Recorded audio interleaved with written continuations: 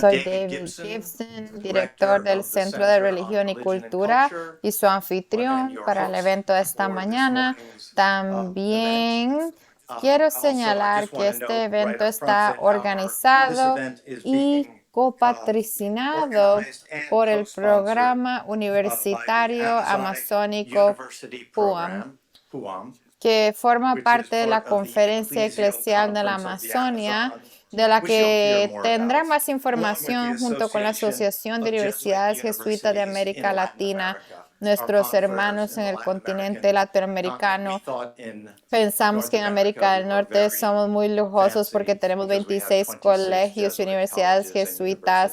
En Sudamérica tienen, Fernando, 30, 31. 31, sí, los acorté en uno. Así que es una maravillosa colaboración la que tenemos aquí. Y de nuevo, estamos encantados de verlos a todos aquí en persona. No hace un buen tiempo, pero es una mañana de primavera y la primavera está llegando y es la fiesta de la Anunciación. Así es que muchas gracias. Y este evento en sí se organizó muy rápidamente en las últimas semanas cuando nos enteramos de que nuestros colegas aquí presentes estarían en Nueva York para la Conferencia de las Naciones Unidas sobre el Agua que se celebró esta semana. Es la primera conferencia de la ONU para el agua segura y sanitaria. Tengo entendido que es la primera conferencia en 20 años o algo así. ¿Eso es cierto? En más de 40 años, desde 1977, Cristiana, nuestra colega de teología, nuestra experta en agua, es una locura, bueno, de verdad, pero finalmente lo han conseguido. Así que estaban aquí para representar a la Amazonia y todos sus intereses en las Naciones Unidas esta semana. Pero en cierto sentido, esta reunión se ha estado gestando durante 3 años. Estábamos planeando un evento como este con muchos de estos participantes y estamos muy contentos de acogerlo. Hace 3 años, cuando por supuesto la pandemia mundial de COVID-19 intervino, esa pandemia se cobró tantas vidas, causó tanto sufrimiento y trastornos. Y sin embargo, también reveló cuán aún más lo interconectado está nuestro mundo. Como ha subrayado el Papa Francisco, esta nueva situación es una oportunidad para ver nuestras debilidades y nuestros desafíos, pero también para responder a ellos de maneras creativas y fieles. Una de esas formas creativas fue la aprobación del Papa Francisco de lo que llaman la Conferencia Eclesial de la Amazonia. Ahora mucho de esto suena como discurso eclesiástico. El cardenal Barreto puede explicarlo y otros. Pero el Papa Francisco convocó un sínodo, una de estas reuniones mundiales en el Vaticano que estamos haciendo cada vez más bajo Francis para la Amazonia en el 2019. Sí, en el 2019, dedicado a la región amazónica, que fue el primero. Por lo general es sobre un tema, sobre mujeres, laicos, lo que sea, en la religión amazónica o lo que salga de eso. Y podemos hablar más sobre este movimiento fascinante porque el Papa Francisco ha puesto tanto énfasis en el medio ambiente y el aspecto social del cuidado de nuestro hogar común. Pero saliendo de eso, el Papa Francisco autorizó por primera vez la creación.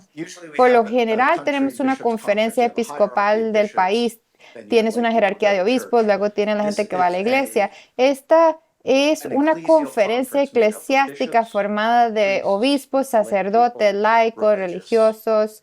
Los católicos regulares son el único órgano de gobierno y cubren 9 países diferentes alrededor del Amazonas, un área mayor, creo que Europa Occidental. Pero Como nuestro amigo el cardenal Barreto dijo aquí en su momento, es el primero de su tipo en la historia de la Iglesia y es el primer fruto concreto del sínodo amazónico. Es un acontecimiento notable para la Iglesia Católica, pero también para nuestro planeta, ya que da a esta enorme y críticamente importante región de selva tropical una voz y una presencia colectiva en un momento en que los derechos humanos y el medio ambiente se enfrentan a graves amenazas. Por eso estamos hoy aquí, por eso están aquí en la Conferencia de las Naciones Unidas sobre el agua. Así que procederemos de la siguiente manera. Cada uno de nuestros panelistas hablará brevemente, solo por 5 minutos, sobre puntos concretos que quieran destacar hoy. Luego abriré un debate. Perdón. Abriré un debate entre ellos y con todos ustedes, el público, y con María como intérprete, esto debería funcionar bien. Siéntanse libres de hacer sus preguntas en inglés o en español. Y por favor, sobre todo, silencien sus teléfonos móviles. Eso es internacional. Muchas gracias. Primero escucharemos de nuestro amigo el cardenal Barreto. Primero debería ser una introducción. Ustedes tienen sus programas allí. El cardenal Pedro Barreto es jesuita, así es que se siente como en su casa, espero. Es presidente de esta región creada Conferencia Eclesial de la Amazonia, se llama, y es miembro del Consejo del Programa de la Universidad de la Amazonia. De nuevo, este nuevo programa universitario para la Amazonia del que hoy iremos a hablar. Es un abierto defensor de los derechos humanos y del medio ambiente amazónico y es un estrecho colaborador del Papa Francisco. Cardenal Barreto. Muchas gracias. Quiero agradecer esta oportunidad de estar aquí en esta prestigiosa Universidad de Fordham, creada y fundada en 1841, es decir, hace 182 años. Larga historia de servicio en la evangelización de la cultura y de la educación. En segundo lugar, quiero hacer mención que hoy día es un día muy especial para la Iglesia Católica. Celebramos la Anunciación de la Virgen María y la encarnación del Hijo de Dios en nuestra historia. La creación de Dios es maravillosa. Dios es creador y escogió un lugar muy humilde de la tierra, que la tierra es un punto insignificante, podríamos decir así, de todo el universo. Como dice el mismo nombre, universo es un solo camino. El camino que nos lleva desde la creación a Dios. De Dios venimos y a Dios vamos. Y dentro de esta creación, Dios nos regaló a toda la humanidad un bioma, un ecosistema vivo que abarca 7,5 millones de kilómetros cuadrados. Estos 7,5 millones de kilómetros cuadrados discurre un río, el río Amazonas, que recorre 6,500 kilómetros desde su inicio en la parte andina sur del Perú hasta su desembocadura. Es decir, que es un río, la madre de todos los ríos. Son 1.800 millones, perdón, 1.800 afluentes principales de este río, aparte de otros muchos más. Por tanto, estamos hablando de un caudal de agua dulce que es uno de los más grandes de todo el planeta. Hay una unidad en este bioma. La historia de los estados dividió por fronteras. De hecho, el bioma no tiene fronteras. Y al no tener fronteras, estamos hablando de una unidad. Y dentro de esta realidad de la Amazonía hay numerosos pueblos indígenas ancestrales, poblaciones que tienen siglos de historia, de tradiciones, de cosmovisión, a los cuales el Papa Francisco los llamó los guardianes de la naturaleza, guardianes de la Amazonía. La señora Patricia Hualinga, que es del pueblo originario de Sarayacu en Ecuador, es la vicepresidenta de la Conferencia Eclesial de la Amazonía, porque al ser una conferencia eclesial incluimos a todos los bautizados y bautizadas. Por eso nos alegra mucho estar aquí con dos damas o mujeres que nos pueden acercar para escuchar las voces de la Amazonía. El Papa Francisco nos habla de la querida Amazonía. Cuando uno quiere a una persona, se le escucha con mayor pasión, con mayor profundidad. Cuando no se quiere a una persona, bueno, oímos, no escuchamos. Y el Papa Francisco nos habla precisamente de escuchar a la querida Amazonía, a las culturas, a las personas que viven ahí, que tienen tradiciones, que tienen una cosmovisión y que tienen una religiosidad, que viven en armonía con la naturaleza y entre la misma comunidad. Por eso podemos decir que la Amazonía es un gran desafío para la Iglesia y para la humanidad. Maltratar la Amazonía, maltratar la ecología, el contexto, despreciar las culturas amazónicas, nos hace de alguna manera pensar que estamos despreciando e insultando también a toda la humanidad. Porque la Amazonía es para el mundo, no es solamente para nosotros.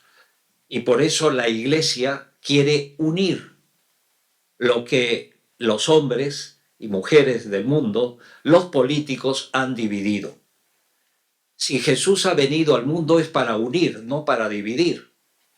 Y en este sentido, la Iglesia católica es una iglesia sin fronteras. Ya no se habla de la Amazonía brasileña, de la Amazonía ecuatoriana, la Amazonía boliviana o peruana, o de Guyana o de Surinam o de Venezuela, sino hablamos de la unidad, que es precisamente lo que Dios nos ha regalado. Hay grandes desafíos. El primer desafío es cómo cuidar la vida y respetar los derechos de las personas que viven en la Amazonía, especialmente de los pueblos originarios. Un dato que es muy importante, que de los 9 países que conforman todo el bioma amazónico, Brasil tiene el 63% del territorio. Sin embargo, tiene menos población indígena originaria que los demás países que tienen un poco más del 30% del territorio. Y nos preguntamos por qué. Porque hay voces de la Amazonía, hay clamores y hay gritos de dolor, de sufrimiento, no solamente del pasado, porque han diezmado la vida humana, la vida de los pueblos originarios y la vida también de la naturaleza. Pero hoy también se sigue maltratando, destruyendo, asesinando a líderes ambientales. No solamente es escuchar las voces, sino compartir el sufrimiento, la sangre derramada en este territorio sagrado, como de alguna manera el Papa Francisco en Puerto Maldonado, en Perú, manifestó. pisamos una tierra sagrada, la tierra de la unidad, la tierra donde Dios quiso morar a través de muchos hermanos y hermanas de poblaciones originarias y de los que viven ahí. Por eso vamos a dar gracias a Dios por esta oportunidad de hacer escuchar la voz de la Amazonía a través de personas que viven en la Amazonía, como es la señora Patricia y también Carol, que viene de Puerto Maldonado. Muchas gracias.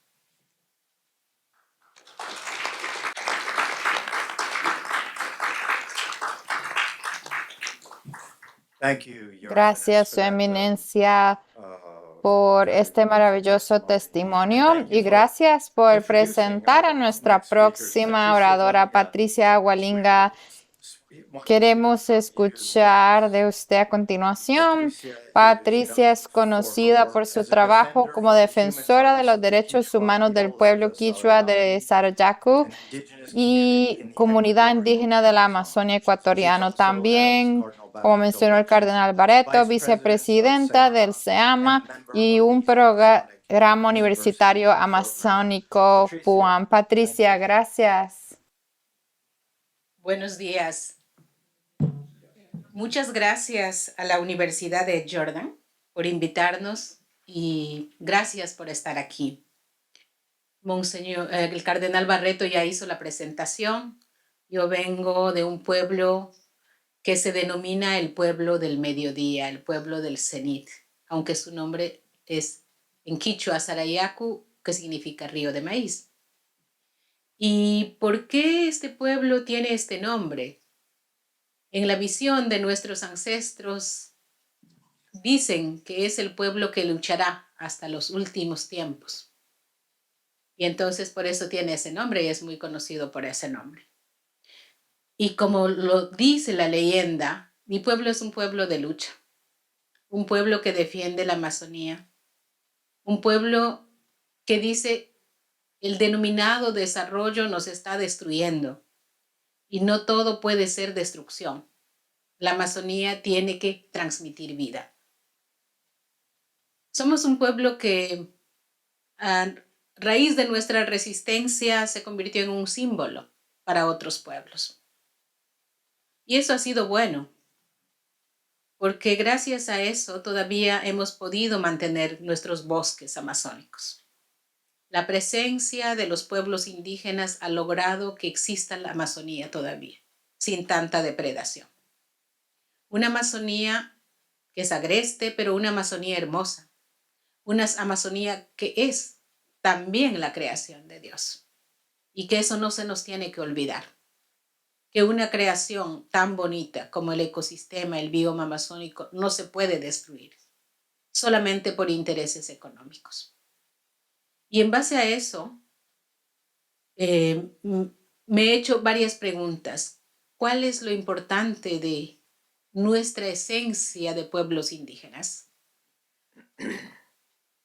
Porque para muchos podría ser incomprensible. Y nuestra esencia fundamental es la relación y la comunicación con la naturaleza. Es ese conocimiento profundo de la naturaleza.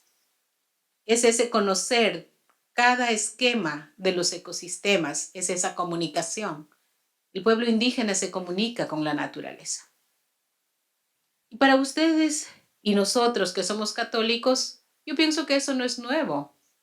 Pues ya tienen un santo que hablaba con la naturaleza. Hablaba con la hermana lluvia, hablaba con el hermano lobo y a todos les trataba como hermanos. Y lo extraño y lo coincidencial es que nuestros sabios también les tratan como hermanos, el hermano. Entonces tenemos muchas coincidencias dentro de nuestra visión. ¿Cómo es que me involucro en la SEAMA? Porque estoy de vicepresidenta de la SEAMA, alguien que lucha por los derechos y está por ahí. Porque siempre me pregunté, ¿por qué la iglesia, después de bautizarnos, después de hablar sobre Cristo y la justicia, nos dejaba solos en nuestra lucha? ¿Por qué la institución de la iglesia no se comprometía a acompañarnos? ¿Por qué no nos escuchaba? Y el Papa Francisco nos escuchó. escuchó y sintió la Amazonía desde lejos, porque no es un papa que era de la Amazonía, es un papa que es de Argentina. Y eso yo pienso que la única cuestión es que es obra del Espíritu. Un papa que siente y ama la Amazonía cuando nuestro clamor y nuestra voz estaba pidiendo y cuando nuestras oraciones estaban dirigidos a eso. Solo puede ser obra del Espíritu. No tengo otra explicación. Y ese ha sido el momento en que me he involucrado, a decirles, acompáñennos, vean el rostro de Dios y de Cristo en la Amazonía.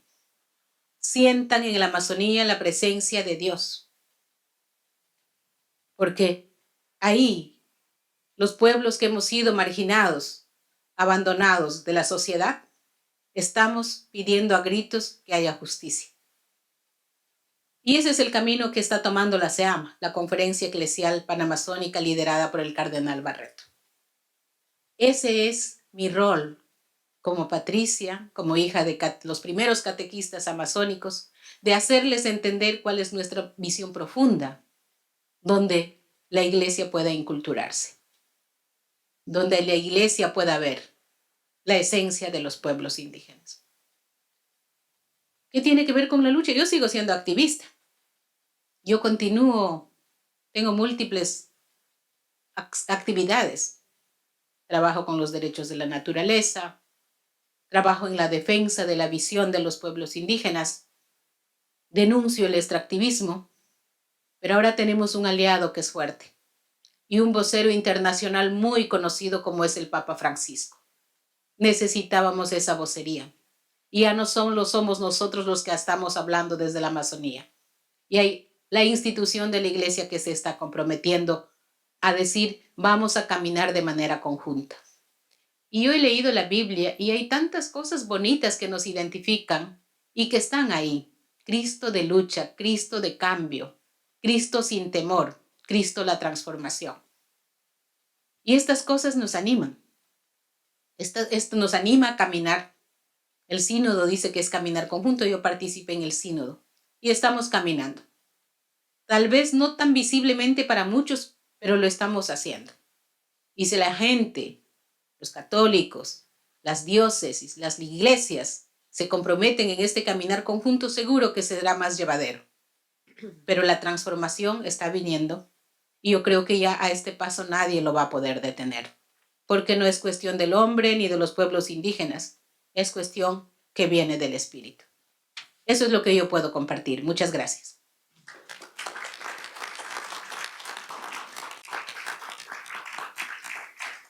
Thank you. Gracias, Patricia. Muchas gracias. Bueno, ahora escucharemos de Carol Herrick. Carol es la coordinadora de derechos humanos de Caritas, que es la red de desarrollo y ayuda de la Iglesia Católica. Está ubicada en Madre de Dios, en la Amazonía peruana, y participa en la Escuela de Derechos Humanos de la Red Eclesial Panamazónica. Carol.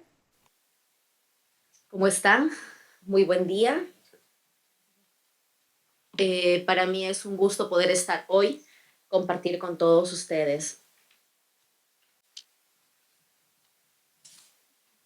Es importante para nosotros poder tener estos espacios donde podamos dar a conocer el trabajo que venimos desarrollando en la Amazonía. En mi caso, soy abogada, trabajo con Cáritas, he pasado un proceso de formación y venimos acompañando a pueblos originarios como parte técnica dentro de la defensa de sus territorios. Es un compromiso que tenemos y que adquirimos dentro de un proceso. No es fácil trabajar en la Amazonía porque es una realidad bastante compleja. En la región de donde yo provengo, Madre de Dios, Perú, y creo que a nivel de toda la Amazonía pasamos conflictos muy difíciles de poder superar. En mi región tenemos 5 áreas naturales protegidas, tenemos una reserva de pueblos en aislamiento. Esto debería suponer que el Estado debe de proteger a los pueblos originarios. Esto debería de suponer que el Estado brinda las condiciones adecuadas para la defensa de sus derechos. De igual forma debería de representar un acceso a los derechos esenciales. Hablamos de derecho a salud, derecho a territorio, derecho al agua, pero sabemos muy bien que todos estos derechos son fuertemente vulnerados.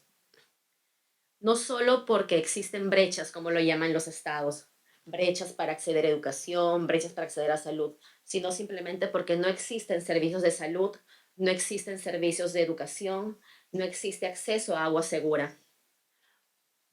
Cuando hablamos de agua, hablamos de Amazonía, es lo que yo siempre digo. Y pensamos que el hecho de que haya agua dulce en la Amazonía quiere decir que los pueblos originarios tienen acceso a agua. Pero esta agua que consumen directamente es agua que se encuentra contaminada por actividades extractivas. Madre de Dios, la actividad principal es la minería, una minería informal, una minería ilegal, que al año deforesta 115 hectáreas, que al año vierte a los ríos 181 toneladas de mercurio.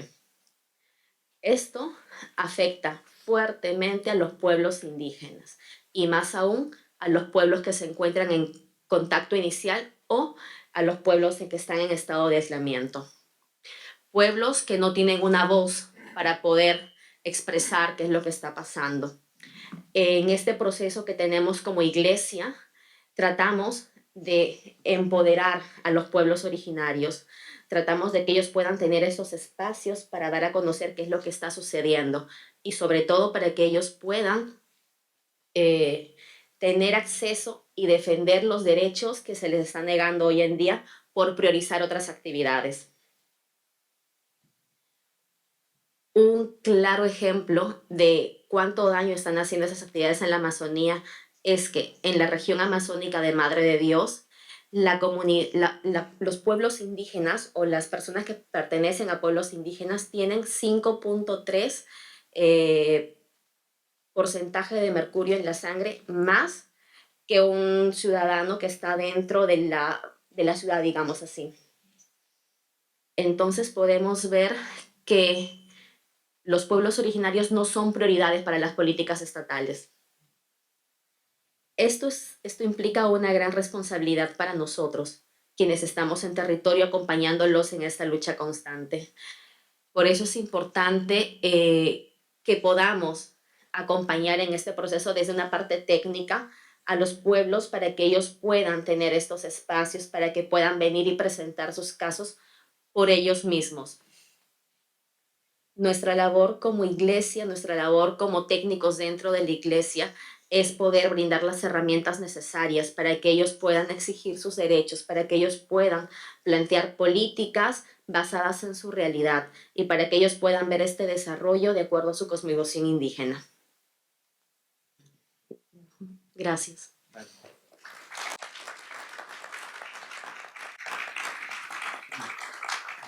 Thank you, Carol. Thank you very Gracias, much. Carol, muchas Next, let's hear gracias. A from, continuación, Fernando escucharemos del Ponce, padre Fernando Ponce, Jesuit as well, también jesuita, who should feel at home here. quien He's debería also studied sentirse como en at casa aquí. Boston También College or estudió en Weston, el Boston so College he's en very Weston, familiar with así que está muy the church in the United familiarizado con la States. iglesia en Estados He's the Unidos. president Es of the el Pontifical presidente de Catholic la University of Ecuador, Universidad and he's a Pontífica board member Católica de of, Ecuador y es we pronounce it miembro de la AUSJA, Junta Directiva de AUSJA. It's AUSJA, the association of de la 31 Asociación de Jesuit 31 universidades in jesuitas Latin de America. América Father Fernando. Latina. Padre Fernando.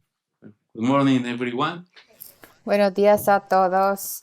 First of all, I'm happy En to be primer here lugar, estoy because feliz de I'm estar setting a aquí personal porque record. estoy This is my estableciendo un third récord time personal. Esta es la Fordham tercera in this vez week. que vengo a Fordham en esta semana For many reasons. por To muchas see razones. President and Be careful or they will hire you here. You will Bueno, never ten be cuidado, hired. te contratarán aquí y nunca te and irás. secondly, Y in bueno, y en order segundo to lugar, honor your para language, I will honrar su speak in idioma, Spanish. hablaré en I don't want to español. destroy your Así que no beautiful quiero language. destruir su hermoso idioma. Hay muchas cosas que yo quisiera compartir con ustedes, pero me voy a centrar en una pregunta que nos podemos hacer. ¿Qué pueden hacer las universidades por la Amazonía? ¿Qué puede hacer la academia? Bueno, la SEAMA Bueno, hay muchas respuestas. La SEAMA ofrece una de esas respuestas. La Conferencia Eclesial Amazónica ofrece una de esas respuestas y la pensó, la propuso en el Sínodo Amazónico. De hecho, la SEAMA, me decía el cardenal, tiene 150 propuestas. O sea que, I'm going to talk about just one of those 150 proposals. Tiene, por ejemplo, algo que es muy importante internamente, que es los ministerios de las mujeres. Tiene que desarrollar, se ha puesto como tarea desarrollar el rito litúrgico amazónico. Y tiene esta tercera propuesta, que es el programa universitario amazónico, que es a la vez externo y también un desafío para la Iglesia. La idea de crear una universidad católica amazónica, que hoy la llamamos Programa Universitario Amazónico, está en el documento final del sínodo. Y voy a leer no la cita, pero sí las principales guidelines o principales orientaciones que dice la SEAMA para la construcción de esta Universidad Católica Pan-Amazónica. Primero, la teología debe ser inculturada y debe incluir la formación conjunta para ministerios laicales y formación de sacerdotes, basada principalmente en la Sagrada Escritura. Una teología inculturada tanto para laicos y seminaristas. Segunda orientación, las actividades de investigación, educación y extensión. Como dicen, outreach, community outreach, o the like, deben incluir programas de estudio ambientales y estudios étnicos, con los dos énfasis. Entre los estudios ambientales pone, por ejemplo, conocimiento teórico ambientado con la sabiduría de los pueblos que viven en la región amazónica. Y como ejemplo de los estudios étnicos, descripción de los diferentes idiomas, etc.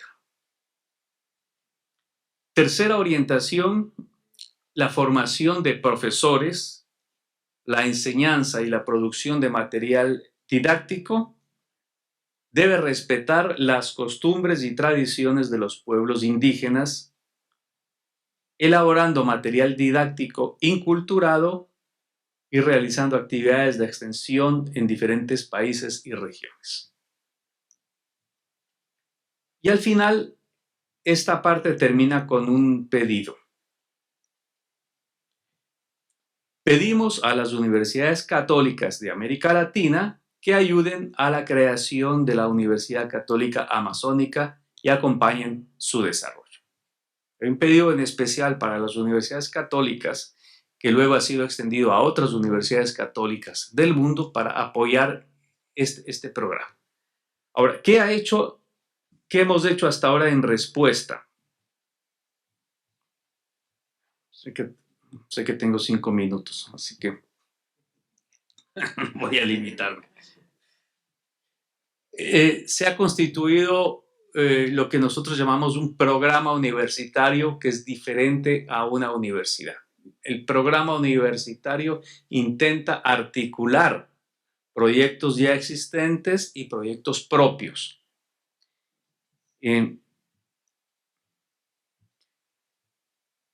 Segundo, el programa universitario no tiene un campus físico determinado o específico en un país. Generalmente, cuando uno habla de Universidad Católica Amazónica, la primera pregunta es, ¿dónde está? ¿Cuál es la sede principal? Pues no tiene una sede principal, es la articulación de los programas que algunas universidades ya ofrecen y ya se citó algo, por ejemplo, un programa en derechos humanos, derechos de la naturaleza y defensa de los derechos de los pueblos indígenas. Son cosas que ya existen y son consideradas parte de este programa. Pero obviamente nos falta mucho todavía por identificar y articular. Hay más de 20 instituciones de educación superior en la región amazónica de todos los países. Brasil tiene un buen número, pero hay otras universidades. Mi propia universidad, donde yo trabajo, tiene ya un campus en la Amazonía y un centro de investigación en la Amazonía. Y así hay 20 instituciones públicas y privadas. Entonces el programa articula, pero no construye edificios, no es la intención principal. Y el programa sigue 4 valores o 4 sueños tomados del documento del Papa. Rápidamente, el sueño social, defensa de los derechos de los más pobres y de los pueblos originarios, el sueño cultural, mantener la riqueza cultural de la Amazonía, el sueño ecológico, custodiar la hermosura, la belleza, la riqueza natural de la Amazonía, y el sueño eclesial, fortalecer a las comunidades cristianas para que puedan entregarse y encarnarse en la Amazonía. Son 4 sueños del Papa Francisco en su documento. Entonces estamos en un momento de desarrollo. Es una idea en progreso, pero tiene concreciones reales como las que yo acabo de mencionar. Incluso tiene un espacio físico, tiene una estructura jurídica propia que funciona en la Universidad Católica del Ecuador, y estamos en un momento en que vamos intentando encontrar un camino propio, porque queremos nos piden que seamos universidad, o sea, tiene que tener títulos académicos, grado y posgrado, decimos undergrad and postgrad studies, both levels, y al mismo tiempo sabemos que no toda la población puede acceder no tiene estudios secundarios suficientes para acceder a estudios universitarios. Entonces queremos ofrecer cursos complementarios, cursos profesionalizantes. Y última cosa, la tecnología es muy importante. Vamos a hacer un programa, de hecho ya somos un programa que nos apoyamos mucho en la tecnología y estamos siguiendo el modelo educativo y tecnológico de una iniciativa que tal vez ustedes conozcan, el Jesuit Worldwide Learning, que empezó trabajando en los campos de refugiados, en Siria y otros países, y que nos está prestando o entrenando en el uso de su tecnología para lugares sin acceso a Internet. Otras cosas puedo responder cuando haya preguntas. Thank you. Thank you very much.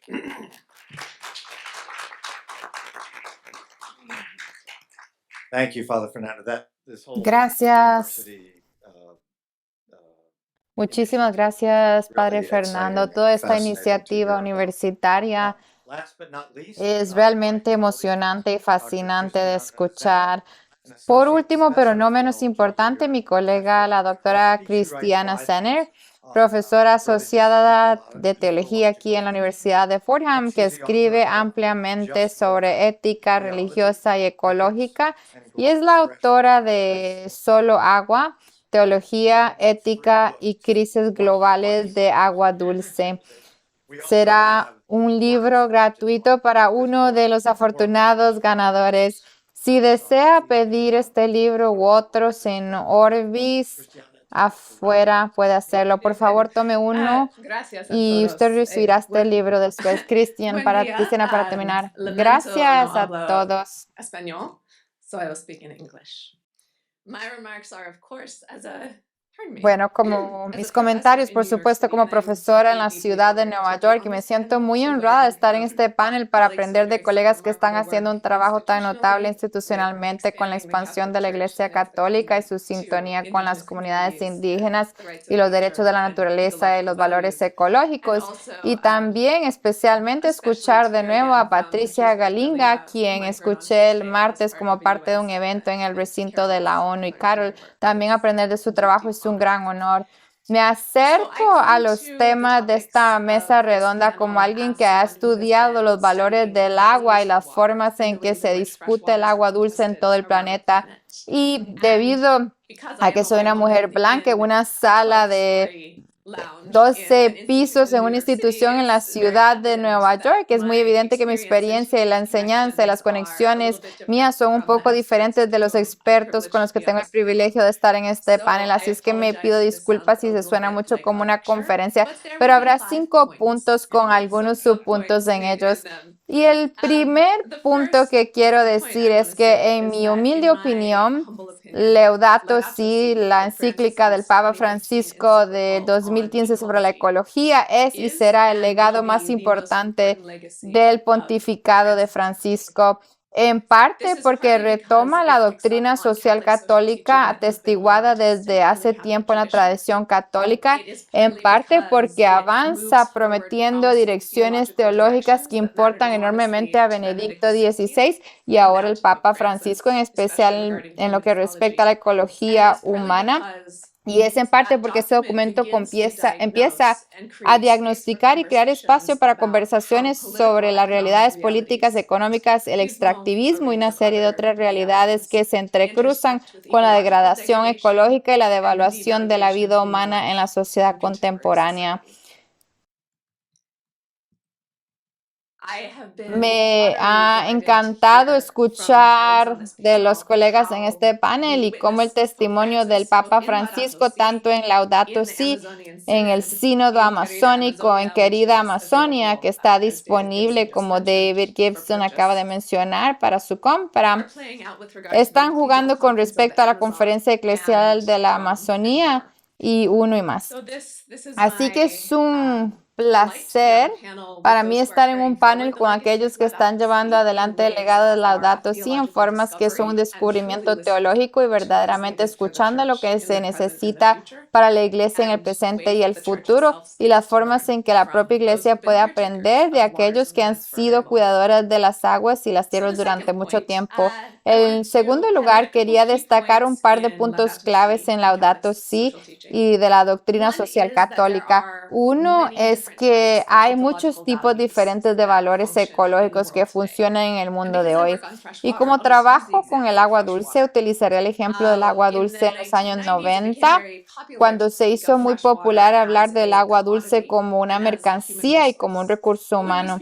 Pero cuando hablamos de agua dulce, sobre todo como un recurso que se puede manipular o movilizar con determinados fines políticos o económicos, también corremos el riesgo de enmarcarlo como una mercancía, como una especie de propiedad que se puede empaquetar, comprar y vender de un modo que no se aproxima ni de lejos a la realidad de lo que el agua dulce facilita en este planeta, de los valores que las distintas culturas tienen y la ética que muchas culturas tienen en torno al agua dulce. Así que una de ellas es que es vital la articulación del Papa Francisco donde su púlpito mundial católico de autoridad, que el agua dulce es un derecho humano fundamental y que hay valores ecológicos y valores espirituales que pertenecen al agua dulce, que de ninguna forma están encapsulados por los regímenes de los recursos de mercancías o de propiedad o de investigación.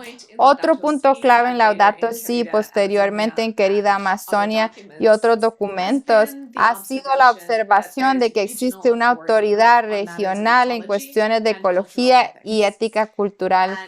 Y una vez más, es absolutamente maravilloso ver cómo esto se está dando con respecto a la región amazónica, pero yo le señalaría, porque soy una erudita, las notas a pie de la página de Laudato Si, donde el Papa Francisco empieza a decir, bueno, ¿qué está pasando en el mundo y cómo lo sabemos? Y cómo la justicia social, la justicia ecológica exigen atención. Y señala que las conferencias episcopales de diferentes regiones del mundo, los obispos filipinos, neozelandeses y otros. Así que en este punto que ha señalado sobre la disminución del nacionalismo y la atención a las realidades regionales, es un esfuerzo por ser una iglesia global, y creo que eso es muy importante. En tercer lugar, Laudato Si y la doctrina social católica diagnostican acertadamente las causas de la degradación medioambiental. Algunos colegas, especialmente Carla, han mencionado la extracción y la contaminación, como la contaminación por mercurio en las aguas. Y una de las cosas que es muy importante sobre el Papa Francisco y sus enseñanzas y sobre el movimiento de la Iglesia Católica es reconocer que las culturas de extracción están profundamente vinculadas a la degradación de ciertos bienes ambientales como el agua dulce. Y esta es una conversación compleja porque hay muchas fuerzas políticas y económicas que fomentan la minería y la extracción. Y a veces hay puestos de trabajo creados para las comunidades que pueden necesitarlos por estas diferentes industrias y operaciones mineras. Y sin embargo, como el Papa Francisco ha señalado en varios documentos y los colegas en el panel pueden hablar mejor que yo de esto, también hay problemas reales con la corrupción y con la convivencia con las naciones y con las tomas de propiedad de las comunidades indígenas, especialmente en la Amazonia. Así que las formas en las que los proyectos de desarrollo, ya sean hidráulicos para la generación de agua dulce y energía o mineros para diferentes tipos de minerales en una economía digital, siguen siendo enormes problemas que no son solo cuestiones de un par de malos actores, aunque eso es real. También son cuestiones de estructuras enteras de economía política a escala mundial y en determinadas regiones. Vinculado a esto está el cuarto punto, que es realmente que el mundo se encuentra en una economía política de extracción en el momento actual de América del Sur, América Latina, y esto se llama extractivismo, y muchos de los principales pensadores en esta realidad son de hecho de América del Sur, y así que los que estamos en el privilegiado norte global y heredamos el legado del colonialismo y de los marcos económicos neoliberales, tenemos mucho que aprender de nuestros colegas y de nuestros hermanos y hermanas que están en estas regiones como académicos y como activistas sobre el terreno. La extracción se ha convertido en el modo que sustenta el crecimiento económico en todo el mundo. El crecimiento económico sigue siendo el paradigma del que se jactan y aprecian las naciones para medir su éxito. Sin embargo, a menudo oprime y arruina vidas, aguas, valores comunitarios y ecosistemas en todo el mundo. Y es en este tipo de espacio donde los valores teológicos y creo que también la ética pueden hablar de cómo ser humano en este momento concreto. Y este es un reto para los individuos, pero también para la ética de la Iglesia Católica en general, porque durante mucho tiempo la filosofía y la teología occidentales han sido muy buenas a la hora de decirnos cómo comportarnos como individuos, qué tipo de acción es virtuosa, qué hacer, qué no hacer, qué está permitido y qué está prohibido. Pero ahora estamos hablando de un mundo en el que las estructuras de extracción económica, de extracción laboral y la financiarización rigen las condiciones en las que las personas viven sus vidas. Y este es un desafío particular para, creo, la ética, filosofía occidental, y así que tenemos mucho que aprender de las comunidades indígenas. Mi último punto que se deriva de esto es que creo que es realmente genial que en Laudato Si el Papa Francisco haya sido el primero en tuitear una encíclica. Y lo digo un poco en broma, pero creo que es bonito porque parece ser un documento que conmueve a mucha gente independientemente de su afiliación religiosa. Y mucha gente me ha hablado,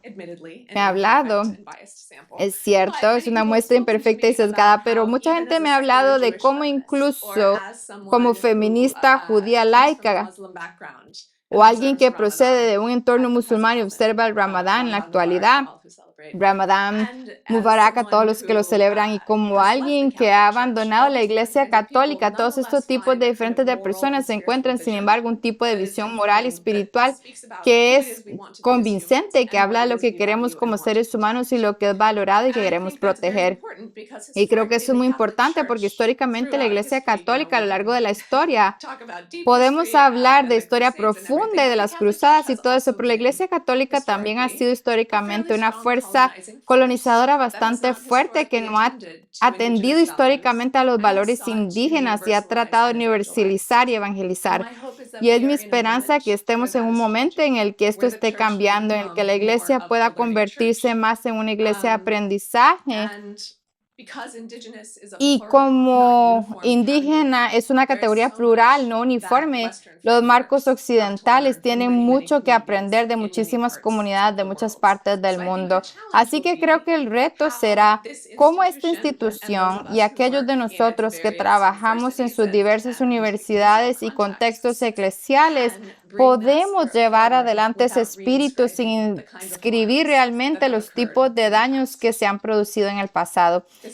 Este panel me da esperanza de que en la Amazonia se esté dando una de esas vías. Ha sido increíble oír hablar de su trabajo individual, de las redes, del activismo institucional eclesial y de los ámbitos legales. Y es un gran honor estar aquí hoy con ustedes. Muchas gracias.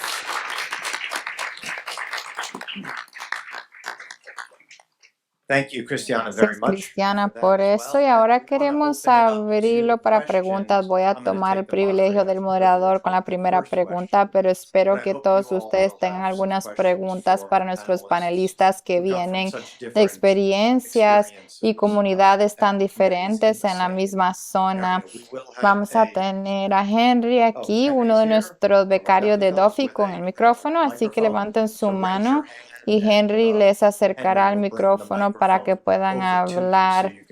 Una cosa que quería preguntar a nuestros panelistas, en la página web de las Naciones Unidas para la Conferencia del Agua, escribieron: el agua es una clave para los Objetivos de Desarrollo Sostenible, los ODS, los 2 objetivos de la ONU que ha establecido para promover la sostenibilidad global y para la salud y la prosperidad de las personas y el planeta.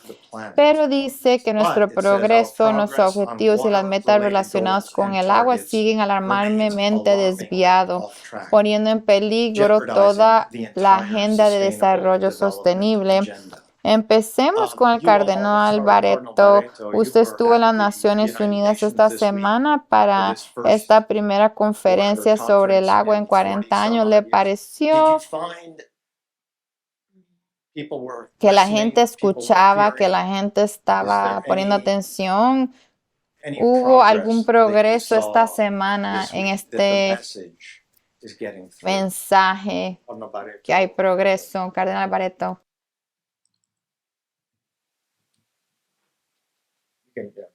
Or Patricia or no Barreto, sí. Yo pienso el solo hecho de que pongan desarrollo me preocupa.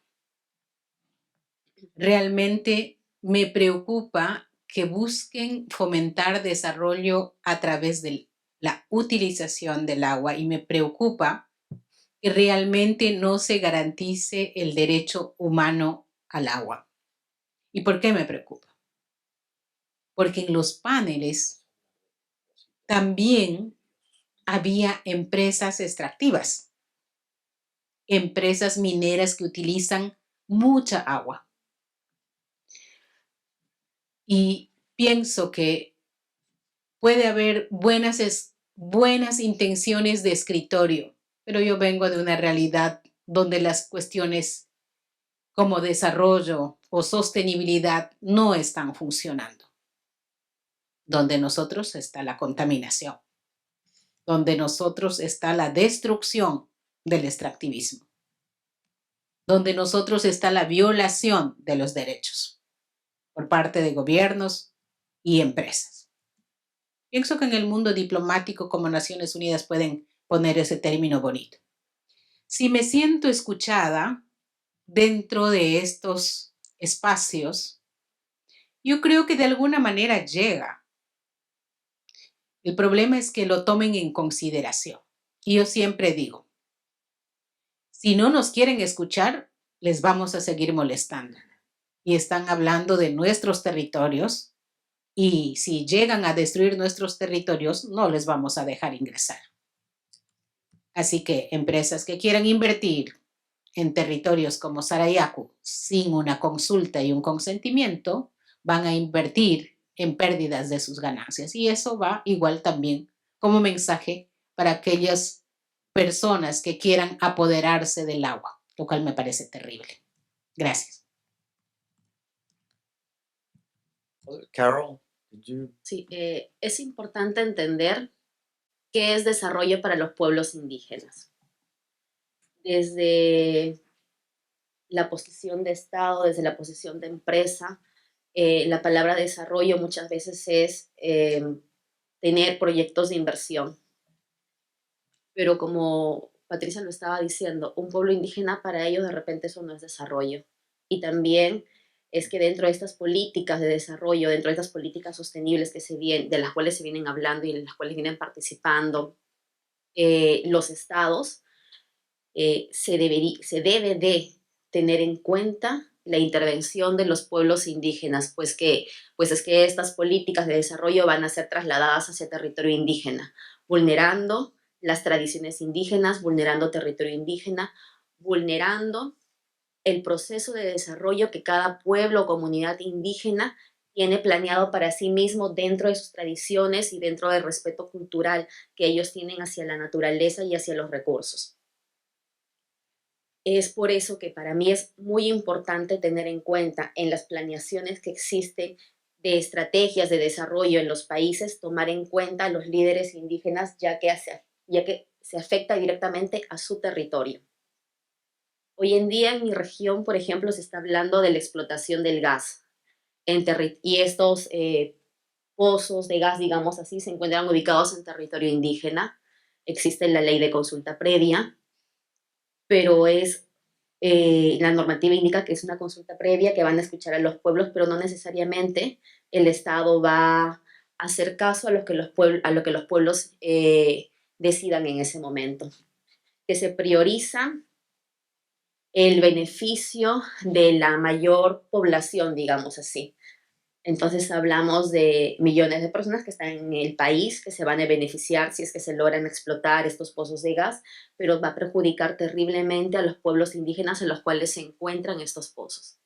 Es por ello la importancia de que las normas sean bastante claras, la importancia de que los pueblos indígenas, sus líderes, tengan un proceso de formación para poder defender sus territorios y sobre todo que tengan voz en estos espacios de decisión. Gracias, thank you. Gracias. Arnold, and then, Yo quisiera, después de escuchar a Patricia y a Carol, hacer ya explícito una denuncia y un anuncio. La denuncia ya lo hizo el Papa Francisco cuando afirmó que este sistema neoliberal consumista ha fracasado. Por los frutos se conoce el árbol, dice Jesús. Es decir, hay una gran mayoría que vive en extrema pobreza en la humanidad y que la acumulación de la riqueza cada vez se concentra en unos pocos, incluso aquí en Estados Unidos. No es una excepción. En ese sentido, podemos decir que la Amazonía, como fuente de recursos naturales, ha sido dilapidada irracionalmente por el apetito de dinero, con la connivencia de los estados de nuestros propios países, que por tener más ingresos con los intereses han hecho de los pueblos amazónicos, latinoamericanos, pueblos como antes se llamaba y en realidad son pueblos en subdesarrollo. Cuando hablamos de desarrollo, como decía Carol, estamos hablando de un desarrollo humano integral. No es solamente lo económico, es también lo cultural, los derechos sociales de las personas y también de los derechos de la misma naturaleza. Por eso la denuncia es muy clara que el Papa Francisco lo hace. ¿Cuál es el anuncio? El anuncio, y quisiera decir muy claramente, es que la Iglesia Católica ha estado desde el principio de la evangelización, hace más de 500 años, presente en la Amazonía. No es que la Iglesia Católica recién se interesa por la Amazonía. Lo único que hemos escuchado de los mismos pueblos originarios, que la Iglesia Católica ha tenido luces y también sombras. Y ha habido una actitud, yo diría, de fragmentación en el proceso evangelizador. La bendición de Dios, y ese es el anuncio, es que el primer papa latinoamericano, el Papa Francisco, el 13 de marzo, hace 10 años, y el día de San José, 19 de marzo, tomó posesión como obispo de Roma y pastor de la Iglesia Universal. Y ya en julio del 2013, cuando él fue a la Jornada Mundial de los Jóvenes en Río de Janeiro, nos dijo a nosotros, los obispos del Consejo Episcopal Latinoamericano, CELAM, que debíamos relanzar el proceso evangelizador en la Amazonía. Julio 2013. En el 2014 se creó la Red Eclesial Panamazónica, la REPAN, 2014 en septiembre, bendecido y aprobado y alentado por el Papa Francisco. La red no es una institución, no es una estructura, pero está presente en el territorio en estos 7,5 millones de kilómetros cuadrados que compone la Amazonía. Antes la iglesia estaba cada uno por su lado. Ahora con la red hay una mayor comunicación, mayor visibilidad de las violaciones de los derechos humanos, del deterioro de la naturaleza, y que esto es muy importante, que nos ayudó mucho. El Papa Francisco convocó un sínodo amazónico, primera vez en la historia, un sínodo de obispos sobre la Amazonía. Patricia, al igual que otras mujeres de la Amazonía, también obispos de la Amazonía, participamos en este sínodo en Roma. Esto, yo diría, marcó un inicio de lo que ahora podemos decir con orgullo y con humildad al mismo tiempo, que tenemos no solamente la REPAN, la Red Eclesial Panamazónica en el territorio, sino tenemos una estructura jurídica, canónica y pública, que es la Conferencia Eclesial de la Amazonía. Para mí personalmente es un motivo de mucha gratitud a Dios por el cardenal don Claudio Humes, que falleció en julio del año pasado. Él fue el primer presidente de la Red Eclesial Panamazónica, él fue el primer presidente de la Conferencia Eclesial de la Amazonía, que está dispuesta, yo diría, en el tiempo, porque, como dice el Papa Francisco, la SEAMA, la Conferencia Eclesial de la Amazonía, es una pequeña plantita que está creciendo, porque es la primera conferencia eclesial en la historia de la Iglesia. Por eso Patricia es vicepresidenta. Hay una religiosa también de pueblos originarios, la hermana Laura Vicuña, de Brasil. También hay un laico, que es Mauricio López, como vicepresidente, que está aquí presente. Y hay un cardenal, el arzobispo de Manaos, conmigo, que conformamos esta presidencia eclesial de la Amazonía. Creo que es muy importante que en el 2022, el 3 de octubre, vísperas de San Francisco de Asís, el Papa Francisco aprobó oficialmente que la conferencia eclesial ya es una realidad. Por eso quiero anunciarles a ustedes que tenemos la primera conferencia eclesial de una región compuesta por 9 países. Sobre todo, yo diría, un territorio de ultramar, que es el territorio de Guyana Francesa. que tienen un pequeño territorio amazónico, con el cual tenemos que ir conversando y hacer. Por último, decirles que el Papa Francisco latinoamericano asume el nombre de Francisco de Asís. Francisco de Asís europeo, lleno de riquezas, que se convierte y vive pobre entre los pobres. Y esto significa para todos nosotros que la Iglesia Católica es universal. Todos somos franciscanos, aunque yo soy jesuita, pero digo, soy franciscano de corazón y que amo la Amazonía, porque ciertamente al escucharla, Patricia, ahora ustedes se habrán dado cuenta que hablan no solamente de la cabeza, sino también del corazón, y nos mueve a todos a trabajar decididamente por cuidar la tierra y cuidar la vida don de Dios para todos y cada uno de nosotros. Muchas gracias a todos ustedes porque nos alientan a seguir caminando juntos. Gracias. Thank you very much.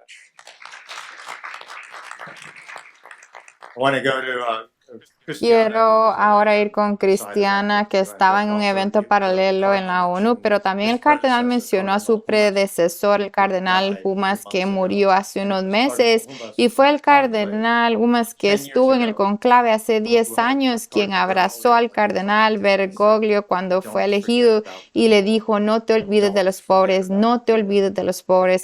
Y el cardenal Humas falleció, pero la Iglesia no se ha olvidado de los pobres en la Amazonia, lo cual es gratificante. Cristiana, quiero resaltar lo que han observado Patricia y Carol, de que el término desarrollo, incluso el término desarrollo sostenible, pueden tener mucho significado dependiendo de quién los utilice y de qué manera.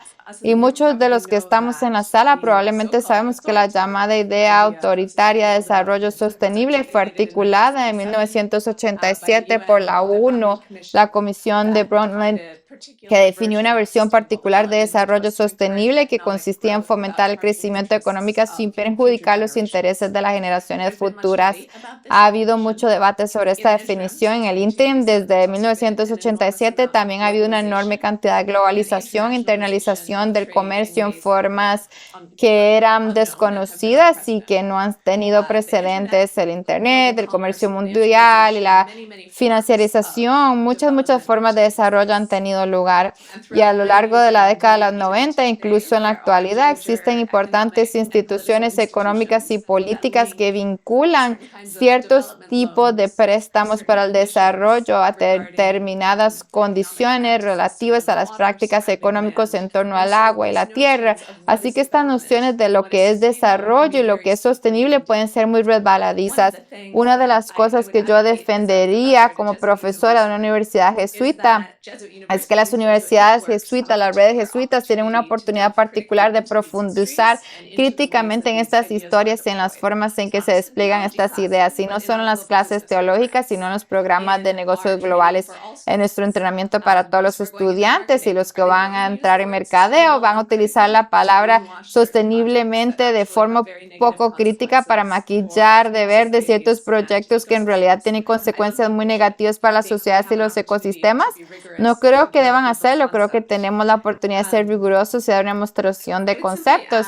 Simplemente añadiría que algo que no se haya mencionado todavía es que el derecho al agua fue articulado y aprobado por las Naciones Unidas en el año 2010 y fue presentado predominantemente por Evo Morales de Bolivia y otros representantes de Sudamérica, que también en los años cercanos al 2010 habían articulado la Declaración de los Derechos de la Madre Tierra. Y por tanto, para quienes vivimos y trabajamos en Estados Unidos, la sociedad del llamado Norte Global, sociedades como este país, deben aprender que este tipo de enseñanzas morales se han introducido en los foros internacionales. Y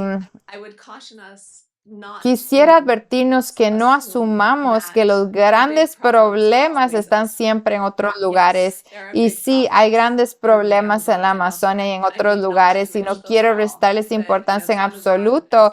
Sé que la Amazonia se ha referido como el pulmón del mundo, el río de la madre, y todo esto es cierto, y al mismo tiempo muchas de las mismas cuestiones sobre la extracción, sobre el desarrollo, se aplican dentro de América del Norte, dentro de los Estados Unidos, las arenas bituminosas de Alberta, Canadá, las acciones de protección del agua de Standing Rock por la parte de los indígenas estadounidenses y los apoyos basados en la comunidad a través de una serie de grupos de afinidad.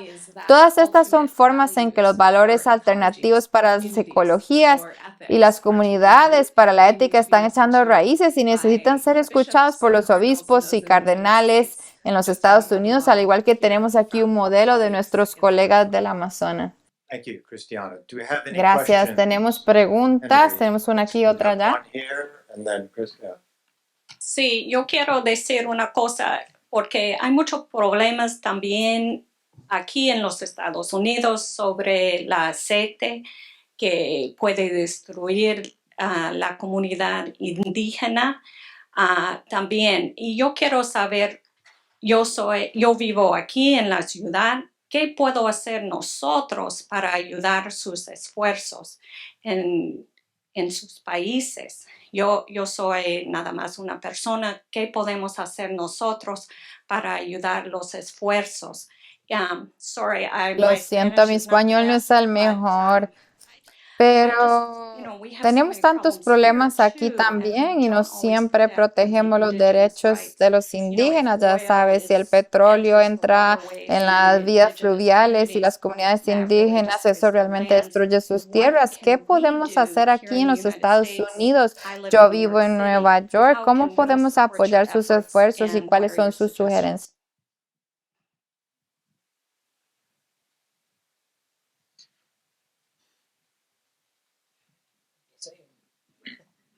Thanks.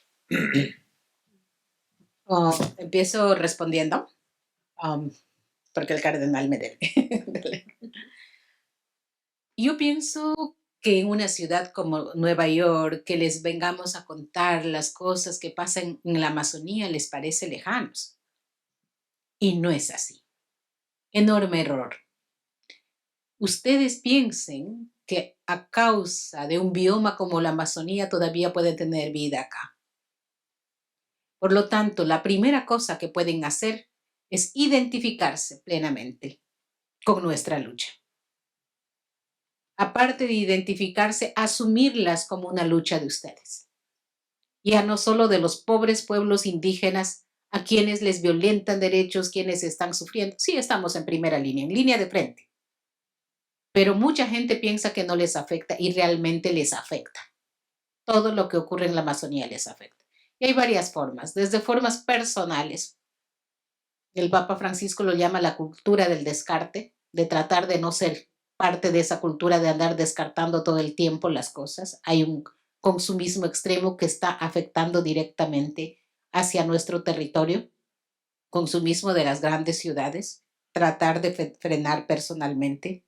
Ayer hablábamos con algunos estudiantes que estaban haciendo que no haya mucho uso de plástico, estaban reciclando. Yo creo que son formas también, pero también formas de solidarizarse y de tener empatía con pueblos que luchan en Ecuador, en Perú, en Brasil.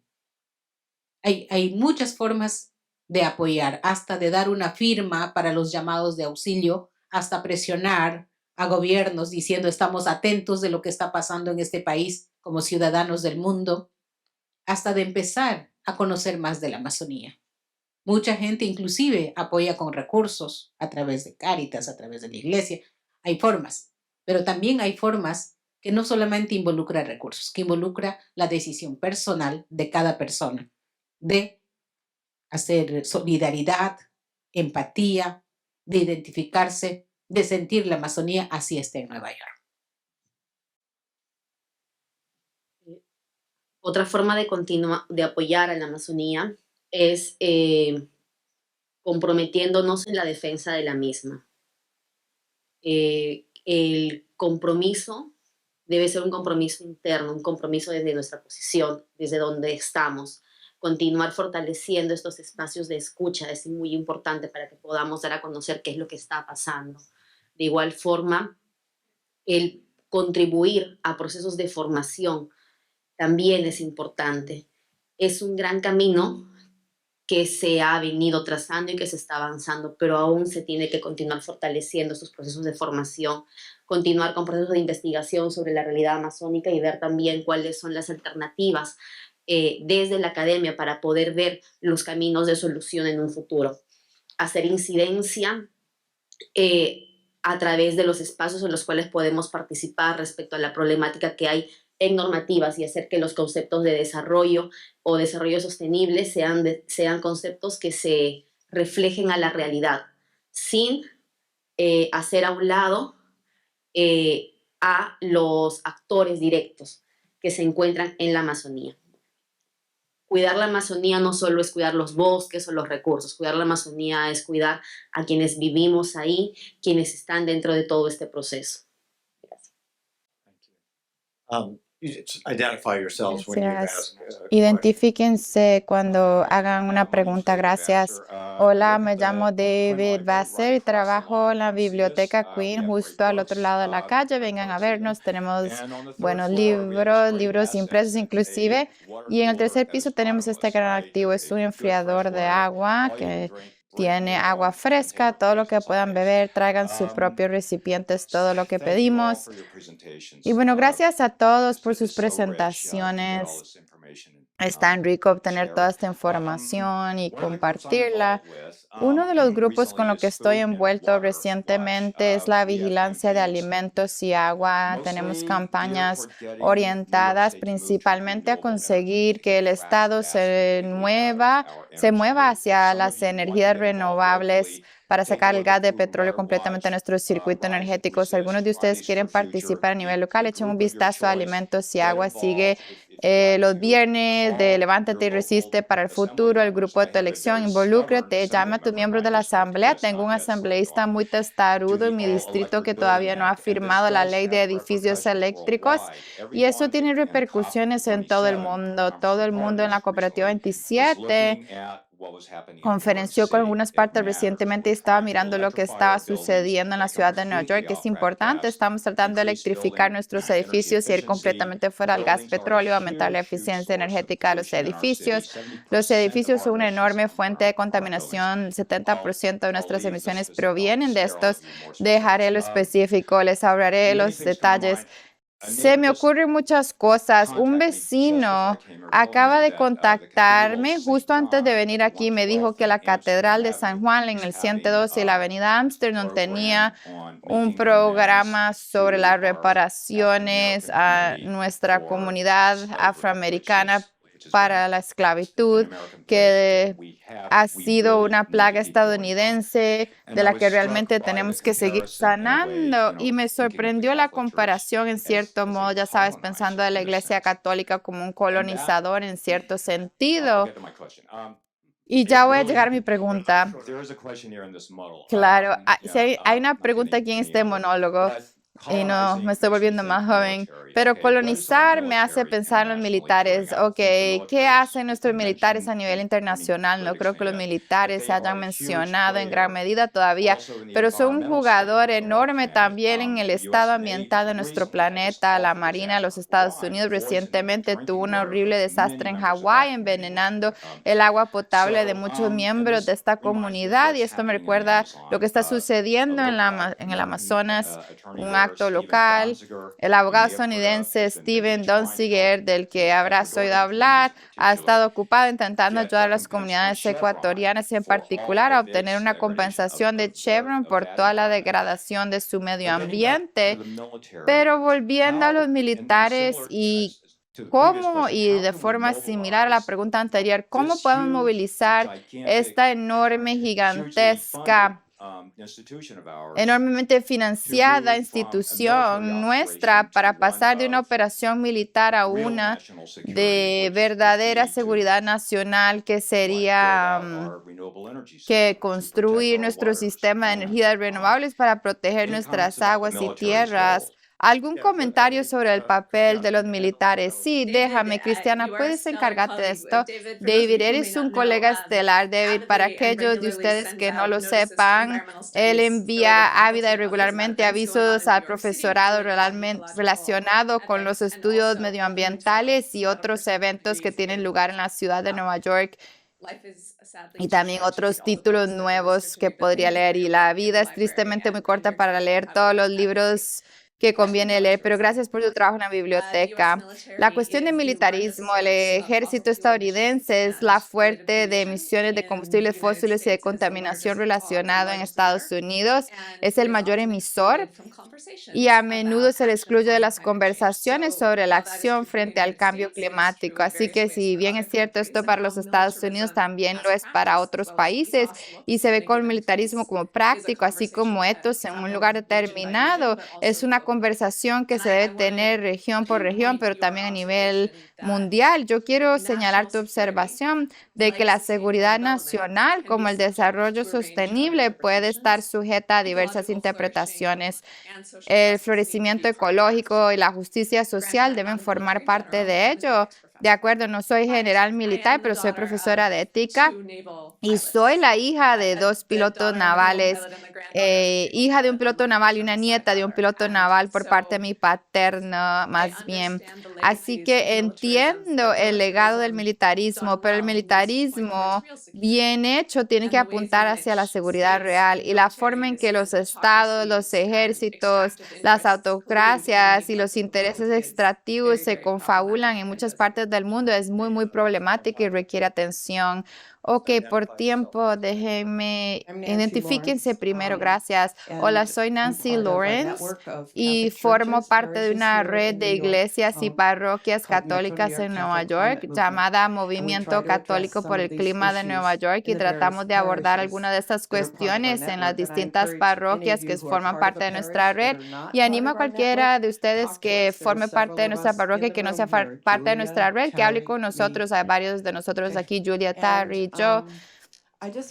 Y yo solo quería preguntar una cosa sobre las violaciones de los derechos humanos y las amenazas de muerte. Hay algo, quiero decir, para mí es una cosa que podemos hacer, es plantear esta cuestión cuando se convierte en un punto crítico de lo que la gente está haciendo para defender su tierra o su agua. Y yo formo parte de una red que habla con personas de diferentes diócesis de todo el país que también están intentando vivir el Laudato Si, pero eso es solamente una red, pero tenemos que formarla. Me parece a mí que tiene que haber una red más amplia que lleve a cabo algún tipo de acción urgente cuando sea necesario. Y no sé cuál sería la organización o institución adecuada para hacerlo, pero me parece que sí la necesitamos y que podría ser útil. Eso por un lado. Y la segunda, intentaré ser breve, es que estamos apoyando algo que desafía a nuestro país y a nuestras emisiones, apoyando el proyecto de la ley de la tierra. Es una especie de ley profética que aborda las emisiones en tres sectores de nuestra economía. Uno es en la producción eléctrica para hacerla renovable al 100%. El segundo es el transporte, tratando de conseguir todos los coches eléctricos para el 2030.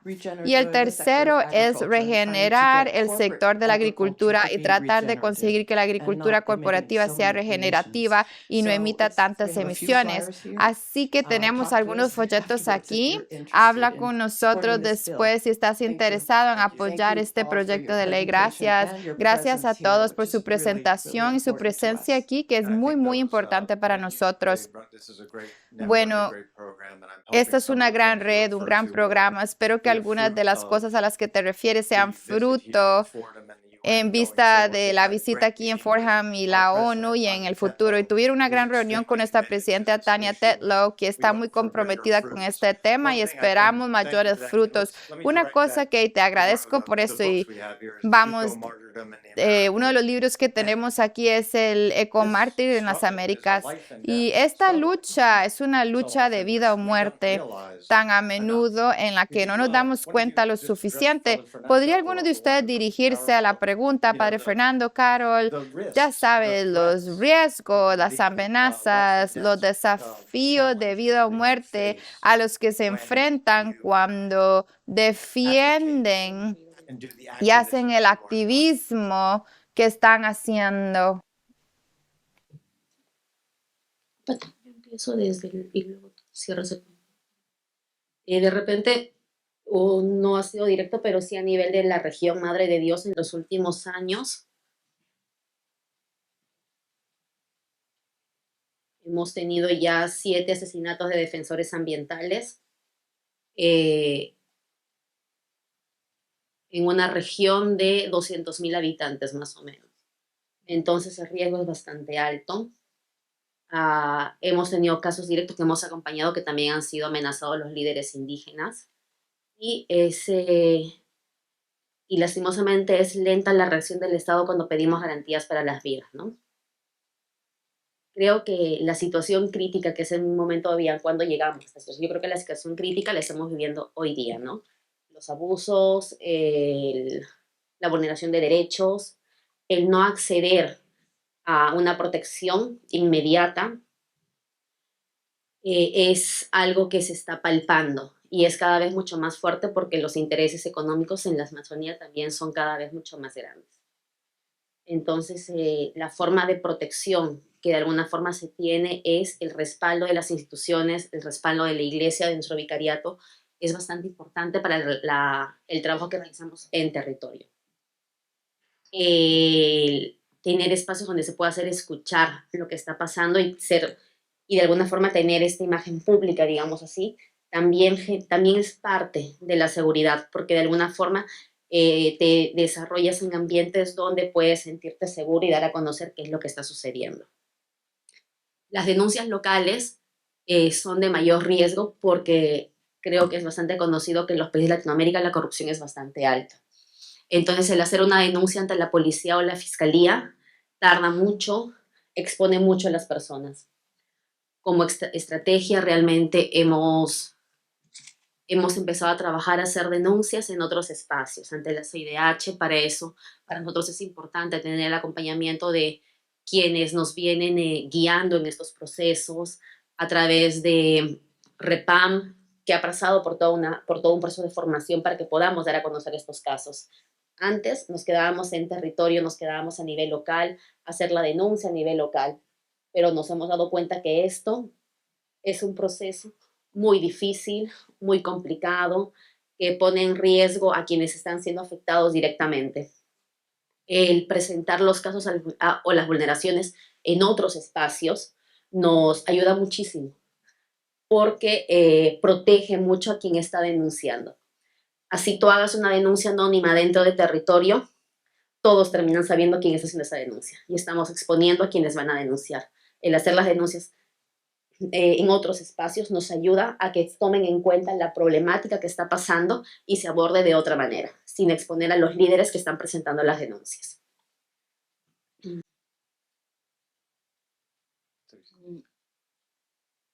Yo soy parte de un colectivo de mujeres que nos denominamos Defensoras de la Selva.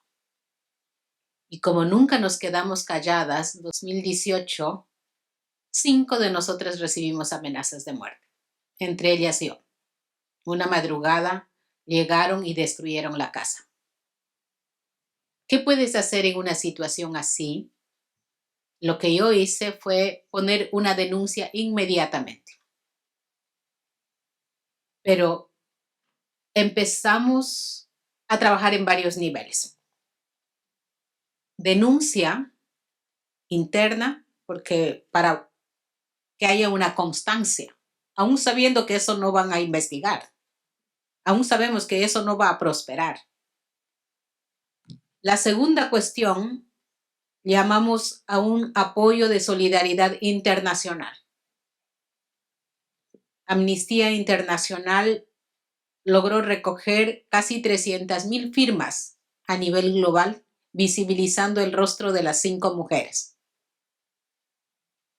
Eso ayudó un poco porque como yo fui testigo y traductora en la Corte Interamericana, en el caso Sarayaku, también la Corte Interamericana preguntó al Estado de Ecuador qué pasaba conmigo.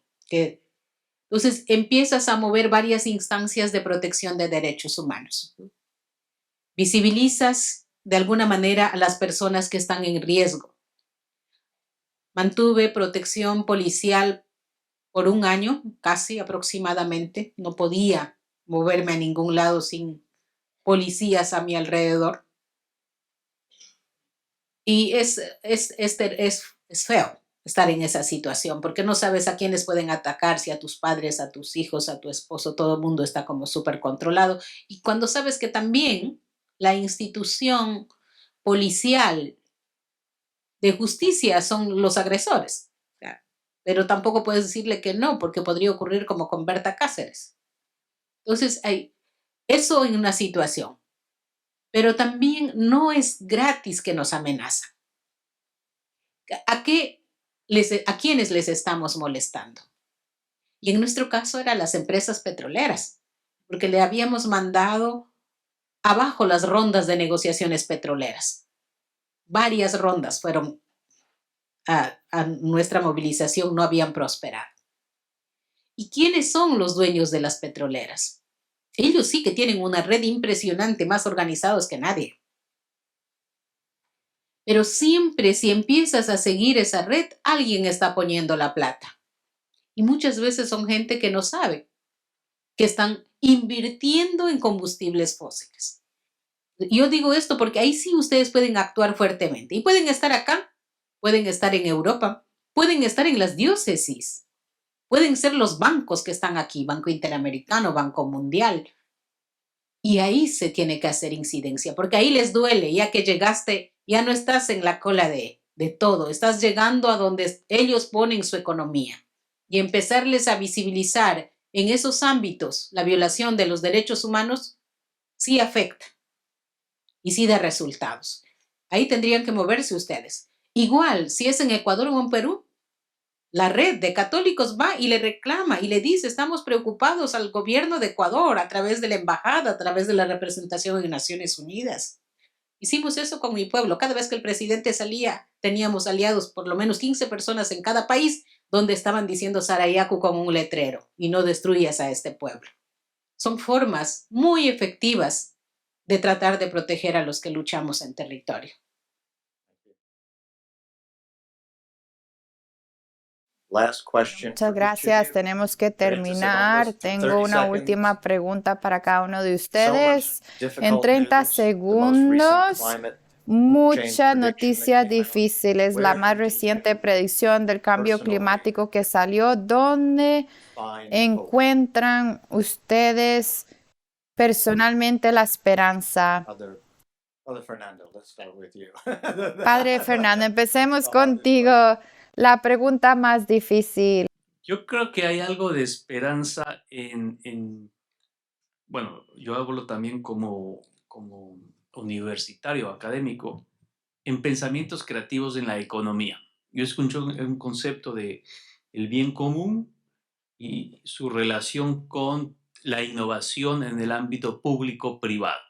Creo que eso me parece algo bastante interesante porque no contrapone lo público y lo privado, sino encuentra un concepto más amplio que es el agua como bien común. Digamos, eso para mí fue bastante ilustrativo y esperanzador en esta conferencia. Puede ser poco, puede ser muy teórico, pero algo ayuda. Carol, where do you find hope? Yo creo que la esperanza es el compromiso que cada uno va generando. Creo que el escuchar y el hacer nuestra esta problemática y el querer ver cuáles son posibles soluciones es la esperanza. Y sobre todo, la esperanza son los líderes y las lideresas que cada vez van ganando más espacio y se les está generando también los espacios adecuados para que ellos puedan continuar con su lucha y esta resistencia que es permanente por parte de los pueblos indígenas. Thank you. Cardinal. Para mí es una llamada a una esperanza activa, una esperanza que se traduzca en una acción. Y creo que es muy importante que todos estamos llamados a una conversión de mentalidad, una conversión también del corazón. No es solamente ustedes aquí en Estados Unidos que tienen que pensar en cómo poder ayudar a la Amazonía. En nuestros propios países también hay mucha discriminación, mucho racismo. Hay un desprecio al otro, porque no son como nosotros, entre comillas. Por tanto, creo que hay una llamada muy fuerte a una conversión sincera a Dios, a los demás y también a la naturaleza. Esta conversión nos hace hermanos y hermanas caminando juntos por el bien de la creación que Dios nos ha concedido participar. Thank you. Mi esperanza es en la acción de ustedes, la acción de nosotros, los jóvenes que creo que empiezan a tener una conciencia más que nosotros y la resistencia en territorio. Mientras haya resistencia en territorio y logremos impedir que las empresas ingresen y sigan destruyendo y haya solidaridad internacional y compromiso, hay acción y esperanza. Thank you. I think I joined Gracias. Christiana. who said, Creo que me he sumado a Cristiana, como dije antes, mi propia esperanza en cierto sentido aquí es su presencia, su esfuerzo, su actividad, su fe y su esperanza. Eso es estupendo, nos da esperanza. Espero que podamos ser socios en ello. Por favor, únanse a mí en el agradecimiento a nuestros panelistas de hoy. Tenemos café aquí arriba, por favor, participe en conversación. También aproximadamente en una semana tendremos esta conversación editada en YouTube y la compartiremos con todos ustedes. Por favor, compártala con el resto del mundo. No se trata solo de quien está aquí hoy, sino de quien lo escuchará más tarde. Gracias.